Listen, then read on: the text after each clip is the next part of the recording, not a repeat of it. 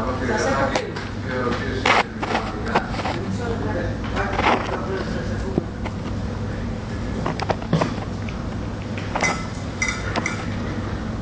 έχετε να μας αναφέρετε στην παγκόσμια ιστορία του ανθρωπίνου γένους μια επανάσταση, όπως περιγράψατε πριν της αυτοοργάνωσης, για παράδειγμα σε περίπτωση άρθρου του συντάγματος, ή θα γίνει πρώτη φορά εδώ σήμερα. Και δεύτερον, προηγήθηκαν κάποιες άλλες οργανώσεις, FIFA, και ξέρω κάποιους είδες στην τηλεόραση και τα εργατικές πανεπιστημίου, με τις ίδιες ανησυχίες με τις δικές σας. Γιατί δεν τις πλησιώσατε κάτω από την φυσιογνωμία του Μίκη Θεοδωράκη. Και τρίτον, που είναι σε σχέση με το δεύτερο, αν συμβάλλει στην επίτευξη αυτού του εθνικού, όπως είπατε, στόχου που έχουμε, αν ξεσυκλωθούμε παρέες του 30 ατόμων και οργανώσουμε κατά χιλιάδες τέτοιες οργανώσεις όπως θα εδώ σήμερα.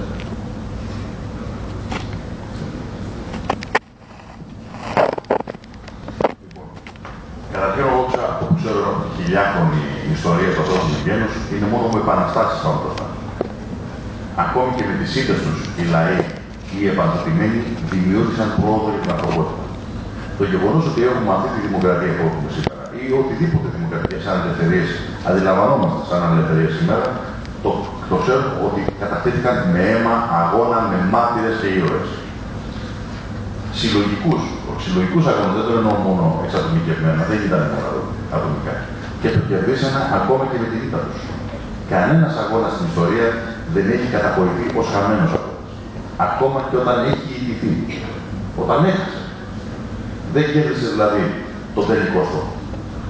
Δεύτερο, εγώ ξέρω ότι η γενιά του παππού μου σήκωσε το κεφάλι και πέτυχε να απαλλαγεί η χώρα η μόνη στην Ευρώπη με τον τρόπο που έγινε από το χειρότερο δυνάστη που γνώρισε αυτό το τόπο, το ναζί κατακτητή. Και το έκανε στις χειρότερες δυνατές συνθήκες σε μια κοινωνία η οποία ήταν πολύ χειρότερη από τουλάχιστον από αντικειμενικά χαρακτηριστικά, μόρφωση, επίπεδο, συγκρότηση και όλα αυτά τα πράγματα από ό,τι είναι σημαίνει. Βεβαίως είχαν άλλα πράγματα. Κάποια άλλα πράγματα που του βοηθήσαν, δηλαδή την έννοια της κοινωνικής συνοχής και όλα αυτά τα πράγματα. Εγώ πιστεύω ότι δεν έχουμε καμία άλλη επιλογή από το να προσπαθήσουμε αυτό που ήταν αυτονόητο για όλες τις παλιότερες γενιές. Ότι οι ελευθερίες, τα δικαιώματα κατακτιούνται, δεν παραχωρούνται, δεν χαρίζονται. Κατακτιούνται, ειδικά όταν ο αντίπαλος είναι αποφασισμένος να σε καταπονήσει. Όπως είναι σήμερα. Το δεύτερο είναι ότι όσο με αφορά προσωπικά, αλλά και άλλους που ξέρω στο κίνημα, είναι ότι πλαισιώσαμε κάθε προσπάθεια που έδειχνε προς αυτή την κατεύθυνση. Κάθε προσπάθεια. Και φύγανε όταν διαπιστώσαμε ότι αυτή η προσπάθεια ή αν θέλετε η αρχική της κατεύθυνση όχι μόνο δεν γλυπιόταν, αλλά ήταν προπέτασμα καπνού για άλλα σχέδια. Δεν θέλω να αναφερθώ, ειδικά στις συγκεκριμένες οργανώσεις και όλα αυτά τα πράγματα, φάνηκαν στην πορεία και στην πράξη τι ακριβώς αντιπροσωπεύουν και τι ακριβώς πάνε να κάνουν. Ή τι έχουν. Έτσι. Μετά την ομιλία του Μίκη εδώ στην Ζαλή, θέλω να πω. Δεν με ρωτάτε εμένα, δεν ανήκω πλέον εκεί. Και εγώ νομίζω ότι το βασικό ζήτημα είναι το εξής. Η δική μου εμπειρία λέει και η αρνητική εμπειρία από τέτοια μέτωπα κινήματα λέει ότι η ισχύ του ξεκαθάρισματος των στόχων δεν πάμε για πολλά, ούτε πάμε για γενικά φιλολογικά διατάγματα. Πολύ συγκεκριμένα ζητήματα. Πολύ συγκεκριμένα ζητήματα τα οποία μπορεί να τα πιστέψει και να τα παλέψει οποιοδήποτε.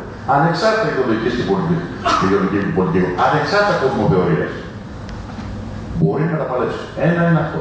Δεύτερο, συγκεκριμένο τρόπο αυτοοργάνωσης, όπου πραγματικά το λόγο τον έχει ο κάθε μαχητής ή αγωνιστής που συμμετέχει σε αυτήν την ιστορία.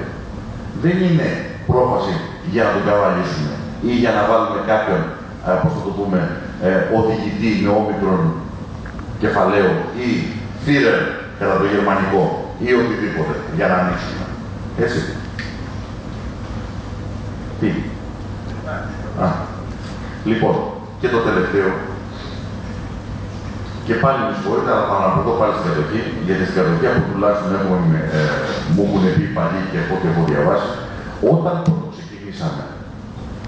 όταν ξεκινήσαμε ο λαός να κάνει αντίσταση, ήταν παρέες των τριών. Πυρήνες των τριών. Την εποχή που ο Κλέζος και ο Σιάτας κατέβασε από την Ακρόπολη το λάβαρο του ναζισμού, ήταν ζήτημα αν οι αντιστασιακές οργανώσεις είχαν περισσότερο από 120 μέλη στην Αθήνα. Δεκάδες, βέβαια, αλλά με 120 μέλη. Και συνέχιζαν και μάλιστα προσωπικά ορισμένοι αντιστασιακοί της εποχής εκείνης, ας πούμε, νέα παιδιά τότε, ας πούμε, που έβαζαν το αίμα τους και λέγανε, είχαν πει στη διαδικασία της αντίστασης, λέγανε αυτό το πράγμα που λένε και πολλοί μεταξύ μας σήμερα. Τι στο διάλογο, τι σκατά έχεις τόσο λαό. Το κατακτητής είναι εδώ και συνεχίζει να χαργετίζεται με αυτόν, να πηγαίνει ταβέρνες μαζί του, να χαργετίζεται, ας πούμε, στον δρόμο, να μαθαίνει γερμανικές λέξεις για να συνεννοείται καλύτερα. Είναι, σας λέω, σας μεταφέρω ακριβώς αυτό που μου λέγανε για τον πρώτο χρόνο της κατοχής. Πώς γύρισε. Θέλει μεγάλη κουβέντα για το πώς γύρισε. Είναι μια ολόκληρη κοινωνική δυναμική, κοινωνική και μηχανική. Αν έχει πολλά πράγματα. Σε αυτά ζιέσαι διαμάχη να σωθείς, ενωμένος ο λαός θα σηκωθείς. Λοιπόν, ναι, είναι ποιητική. Λοιπόν, θέλει μεγάλη κουβέντα. Απλά θέλω να πω ότι μην μπερδευόμαστε. Έτσι πάντα. Και να σας πω και κάτι άλλο.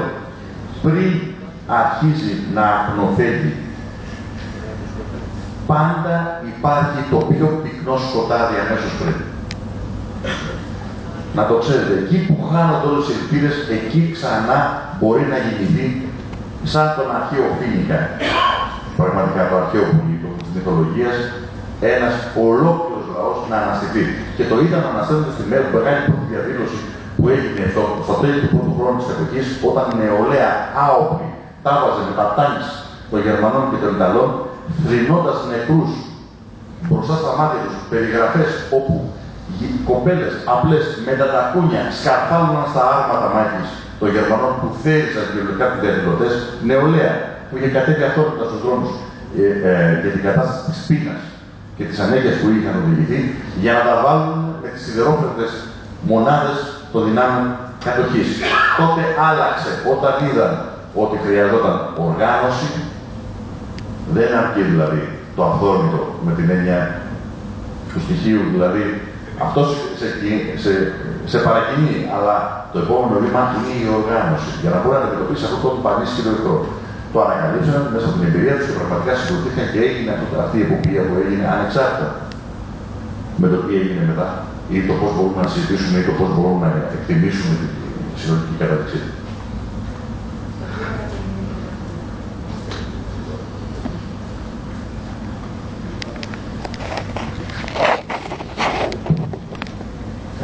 Ευχαριστώ πάρα πολύ για όλα αυτά που λέτε. Συμφωνώ στα περισσότερα. Με κάλυψε ο κ. Στούλη με την ερώτηση για την κίνηση ανεξάρτητου πολιτών του Μίκη Θεοδωράκη. Χάρηκα που είπατε για τον Μανώλη τον Γλέζο. Μια σύνοψη, επειδή βλέπω ένα πολιτικό αδιέξοδο. Δηλαδή, στρατηγικά συμφωνώ στα περισσότερα. Μια ερώτηση υποθετική που μπορεί να πει σαν οβίδα, μάλλον προς το κλείσιμο. Ποιο θα ήταν το πρόβλημα αν εσείς που είστε ένα μαγαζάκι, είμαστε ένα μαγαζάκι εδώ πέρα, ένα κροατήριο, ανάμεσα στις 147 που είπατε κόμματα υποψήφια, και καλά κάνουν και υπάρχουν, αυτή είναι η δημοκρατία, αυτός είναι ο στόχος, έτσι. Αν λέγαμε όλοι εμείς οι μικροί, και δεν είναι κουκουέ, λέγαμε αύριο μεθαύριο, όποτε και γίνουν εκλογές, να ψηφίσουμε όλοι κουκουέ, και δεν είναι κουκουέ. Και έπαιρνε το κουκουέ 30%, 40%. Το ξεπροστιάζαμε δηλαδή με λίγα λόγια. Αυτό δεν θα ήταν για πολύ ένα κρίσιμο διάστημα χρονικό συνολικός μας στο στόχο της δημοκρατίας, της ανεξαρτησίας, της αυτοοργάνωσης. Αυτό.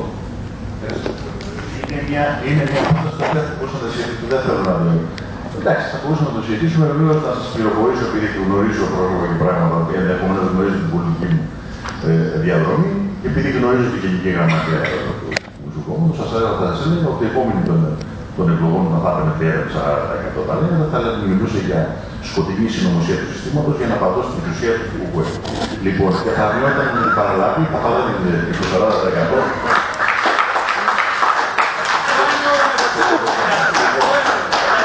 Και πέρα, εντάξει, θα έλεγα ότι να το σκεφτούμε λιγάκι το πράγμα, μπορούμε να έχουμε και πιο τεχνοτομικές ιδέες. Η θα μπορούσε να βοηθήσει την κατάσταση. Ακούστε, ένας μηχανισμός ή ένα κόμμα ή μια ιδεολογία ή μια συγκροτημένη κοινωνικοπολιτική δύναμη διαλύεται από την ιστορία. Όχι γιατί το θέλει ο άλλος. Έτσι. Αυτό το πράγμα, ας τα αφήσουμε στην ιστορία να πει. Να κάνω μια σύντομη ερώτηση.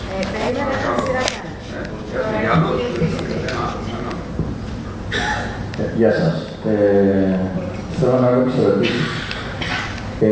Μπαίνετε σε μια διαδικασία να πείτε ότι όταν σας ρωτάνε τι θα κάνουμε, η ανάλυση σας είναι καταπληκτική, η ιστορική σας προσέγγιση είναι κατά 80-90% καταπληκτική, αλλά όταν σας ρωτάνε, μπαίνετε σε μια διαδικασία να πείτε θα το κάνουμε μαζί, θα το βρούμε μαζί. Η διαδικασία είναι, όσον αφορά την ιστορική διαδρομή αυτού του τόπου, είναι ότι ακόμα και στον πόλεμο και στην κατοχή γίνανε εκλογές. Γίνανε εκλογές για να βγει μια κυβέρνηση του βουνού. Δεν με ενδιαφέρει αν είναι αριστερά-δεξιά, έτσι το λέω σαν πρακτική, δεν με ενδιαφέρει αυτό το πράγμα.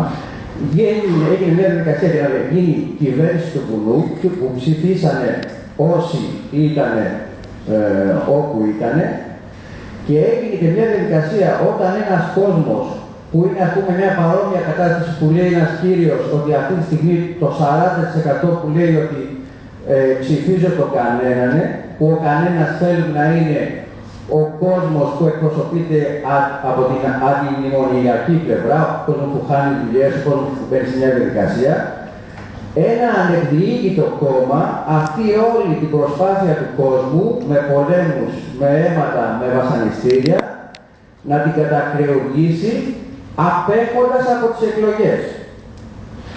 Εμείς τώρα μπαίνουμε στη διαδικασία να μην μάθουμε από την ιστορία τη δική μας παρελθόντος, να μην μάθουμε από την ιστορία της Λατινικής Αμερικής, να θέλουμε να δημιουργήσουμε τα πάντα, κοινωνικά παντοπολία, δίκτυα, να μην πληρώνουμε εισιτήρια, να μην πληρώνουμε δωρεάν παιδεία, για το μόνο που δεν θέλουμε αυτό τα διοργανώσουμε όλα αυτά τα πράγματα, και προφανώς αυτή η διαδικασία που υπήρχε στο Δεύτερο Παγκόσμιο Πόλεμο στην Ελλάδα, την κατακρέμνησε μέσα στις εκλογές μια δεξιά κυβέρνηση με βία, που είπε κύριε εγώ έχω το πρόταγμα των εκλογών, γιατί ψηφίσαν προηγμένοι άνθρωποι, και τώρα όλα αυτά τα καταργώ. Καταργώ την ψήφο στις γυναίκες, καταργώ τα κοινωνικές ιστορίες, καταργώ τις αποθήκες στα χωριά και θα υπάρχουν μεσάζοντες.